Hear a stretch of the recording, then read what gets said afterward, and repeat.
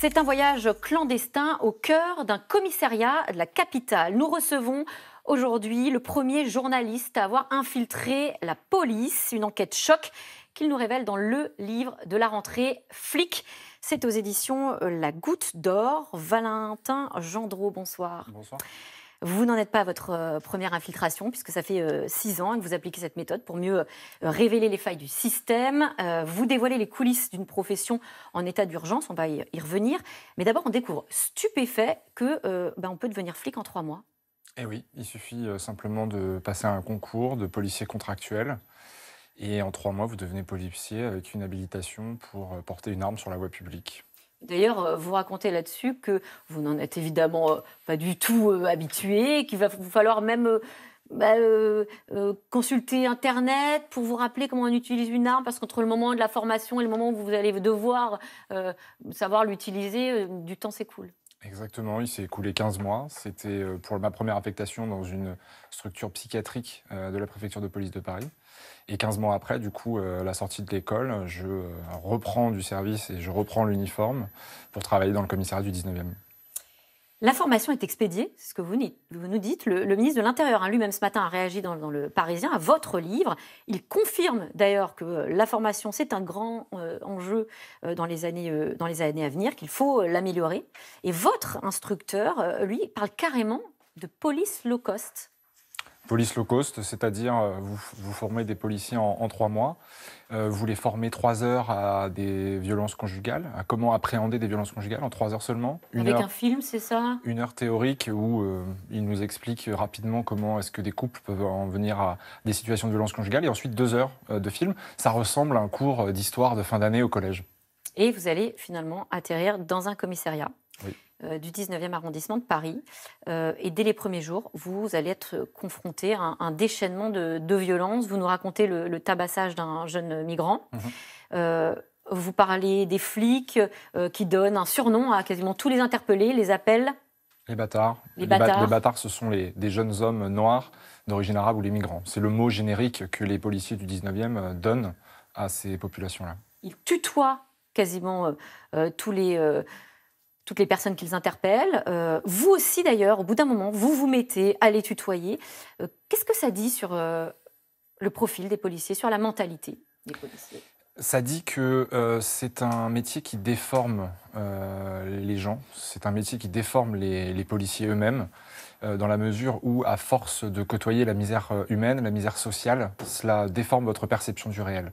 Donc forcément, à terme, vous vous mettez à devenir un peu plus parano, vous mettez à devenir un peu plus méfiant. Et à force de devoir gérer des situations sociales difficiles, vous les voyez partout. Vous dites que les policiers sont des délinquants qui ont bien tourné. Alors ça, c'est pas moi qui le dis, c'est un de mes collègues. Non, vous le citez. Ouais. C'est un de mes collègues qui me dit, oui, les policiers sont des délinquants qui ont bien tourné. C'est, je pense, valable pour certains profils de policiers, et ce n'est pas la majorité des cas. Voilà, on est bien d'accord que ce n'est pas une vision caricaturale ou manichéenne que vous livrez dans votre livre. Non, et puis en plus, je reprends simplement les propos de ce collègue-là, ni plus ni moins. Et puis il y a un tournant. Dans votre enquête, c'est la première bavure à laquelle vous assistez. Ce jour-là, votre patrouille est appelée parce que des jeunes écoutent de la musique un peu trop fort au pied d'un immeuble, et le contrôle dégénère. Le contrôle dégénère, un adolescent est frappé en bas de chez lui devant ses amis, il est ensuite tabassé dans une voiture de police, frappé à nouveau au commissariat. Et plus tard, le policier qui a frappé va porter plainte lui-même contre l'adolescent. Et l'adolescent portera plainte dans un second temps contre le policier pour violence policière. Vous dites qu'il le tabasse dans la rue, dans la voiture, au commissariat, des dizaines de fois, que vous-même vous êtes extrêmement choqué. Qu'est-ce qui explique un tel déchaînement de violence ? Dans ce cas précis, c'est assez difficile. Il faudrait... je ne vais pas me lancer dans un cours de psychologie de comptoir, mais... c'est, je pense, le fait que cette journée-là, on n'avait pas fait de mission très importante, que là, on devait se déplacer pour des choses un peu secondaires.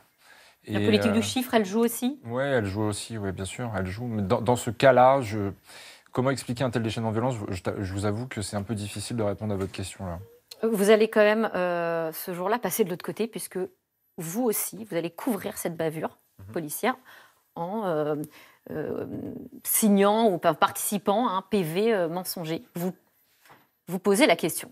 Au moment déjà du déchaînement de violence de mon collègue, déjà je n'interviens pas. Je n'essaye pas de m'interposer pour essayer de calmer le niveau ou la tension, simplement parce que moi je suis pétrifié. J'ai horreur de la violence, donc je ne fais rien. Je suis blême, voilà. Et ensuite, les policiers vont pouvoir rédiger un procès-verbal d'interpellation, et dedans, ils vont absoudre le policier de toute responsabilité, charger l'adolescent en disant qu'il a notamment eu un comportement provoquant, agressif, ce qui est faux. Et moi, je participe à la rédaction de ce procès-verbal-là. Alors, c'est pas moi qui tiens le clavier entre mes mains, mais je suis à côté. Pourquoi ? Parce que... Pourquoi vous couvrez ces agissements ? Et à ce moment-là, vous auriez pu vous dire, ça y est, j'ai suffisamment de preuves ou d'événements à dénoncer, à relater. J'ai fait mon travail de journaliste, je sors du bois. Alors déjà, il faut savoir que moi, je suis policier contractuel. C'est le plus bas statut dans un commissariat. Que je travaille ce jour-là avec des gardiens de la paix qui ont un peu d'ancienneté. Moi, je viens d'arriver dans le commissariat. Ça fait 3 semaines que je suis là. Je suis le petit nouveau. Je me tais. Et ensuite, d'un point de vue journalistique, j'ai tous les éléments pour raconter une bavure de A à Z. Et j'ai même, du coup, avec ce faux procès-verbal, qui est un faux en écriture publique et qui est un crime d'un point de vue légal, j'ai tous les éléments pour montrer comment des policiers se couvrent entre eux dans un cas de violence policière. Et justement, vous avez couvert aussi ces policiers. La police des polices a été saisie, donc l'IGPN va enquêter sur cette affaire. Vous allez être entendu. Est-ce que vous vous attendiez à cela ? Oui. Vous parlez de crime, il faut savoir que c'est passible de 15 ans de prison, je crois. Oui, des assises et de 225 000 € d'amende. Je m'attendais à la réouverture de cette enquête-là et je la souhaite. L'enquête a été mise sous le tapis l'année dernière. Évidemment, aucun policier n'est revenu sur cette affaire-là. Moi, ce que je souhaite maintenant, c'est que la lumière soit faite et que cette victime, cet adolescent-là, puisse avoir droit à une vraie justice. Vous allez donner les noms ? Parce que c'est des pseudos dans votre livre. Est-ce que vous allez balancer les noms ? Uniquement si je suis entendu par l'IGPN, oui, bien sûr. Vous allez relater exactement ce qui s'est passé cette fois-ci. Absolument. Vous arrivez aujourd'hui, Valentin Gendreau, à faire la part des choses. Vous êtes journaliste ou vous êtes flic ? Je pose la question parce que des fois, vous parlez de vos coéquipiers, vous dites mes collègues. J'étais journaliste infiltré dans la police. Voilà. Donc, quand je parle de mes collègues, c'est parce qu'évidemment, on a été collègues. Mais moi, je ne me suis jamais considéré comme un policier à part entière. Et est-ce que alors là, vous parlez à visage découvert, bien sûr. Est-ce que vous comprenez les critiques ? On entend des critiques, entre autres de confrères, mais pas seulement, qui dénoncent des méthodes de barbouze, par exemple. Est-ce que vous les comprenez ? Moi, je fais ce travail dans l'intérêt général. Je fais ce travail en soulevant, en montrant et en racontant les 2 grands tabous de la police française, qui sont les violences policières d'un côté et la misère, ou plutôt le mal-être des policiers. Je fais ce travail uniquement pour ça. Qu'on puisse me critiquer sur ces méthodes. Écoutez, tous les gens qui ont fait des infiltrations ont été sujets à critique. Je peux vous dire que Albert Londres, par exemple, qui est un grand reporter bien connu, a aussi pratiqué l'infiltration. Voilà, l'infiltration, ça ne date pas d'hier. C'est une technique qui permet de montrer ce qu'on ne voit jamais.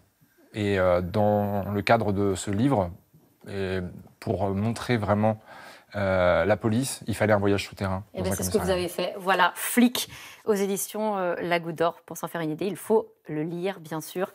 Merci à vous, Valentin Gendreau. Tout de suite, c'est dans l'air avec Axel de Tarlé qui revient sur le retour de la sécurité dans le débat politique français. Bonne émission à vous. Je vous dis à demain.